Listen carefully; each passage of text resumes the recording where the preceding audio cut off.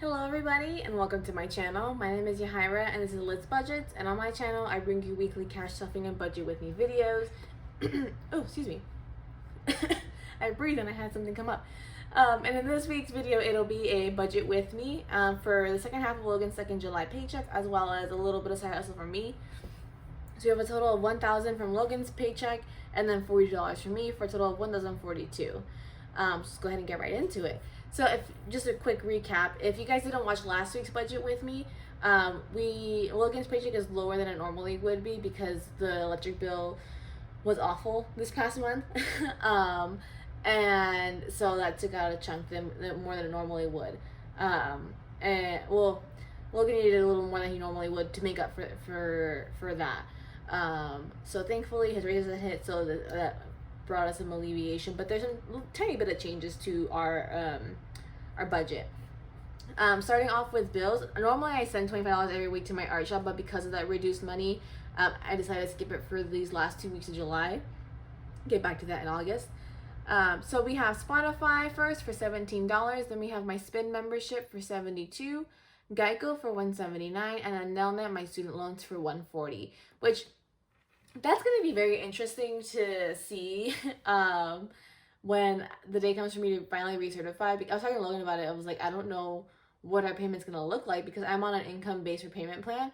And the last time I recertified was in 2019. And at that point the last year I had done rideshare driving, and I'd driven so many miles that when we filed our taxes, I pretty much I didn't make any money because of the mileage deduction. And then Logan was still in the army, so a chunk of his pay wasn't taxed because of the basic housing allowance, and then military doesn't pay the greatest. So we made a decent amount less than we make now, comparing the two. So then COVID hits with all the payment pauses and everything. I haven't had to recertify since 2019.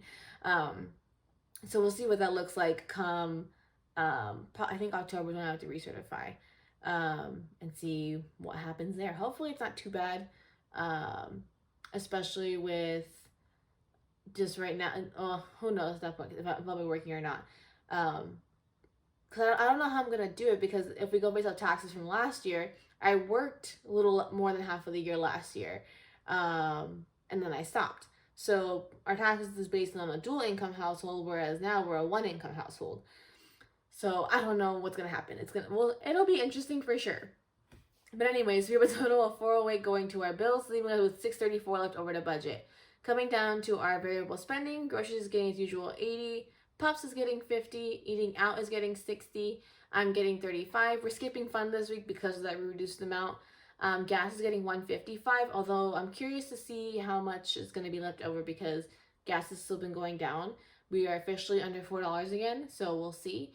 Left it at 155 for the month of August, but if anything, I'll do what I've been doing this month where we've got leftovers, so I either in the middle of a cash stuffing, I'll put it elsewhere, or in the next week's budget, I reduce gas, like I did last week, to then just top it off and then put the money elsewhere, within the budget with me. But either way.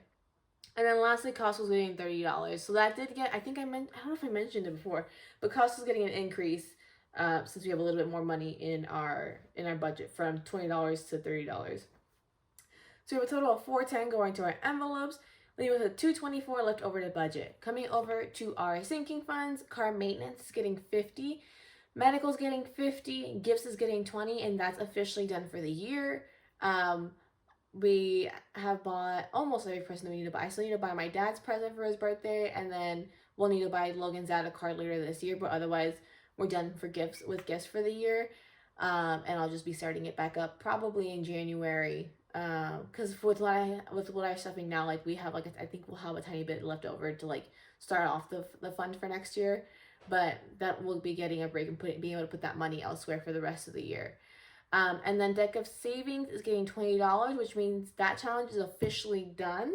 So the first budget with me for August, I'm gonna be divvying that out.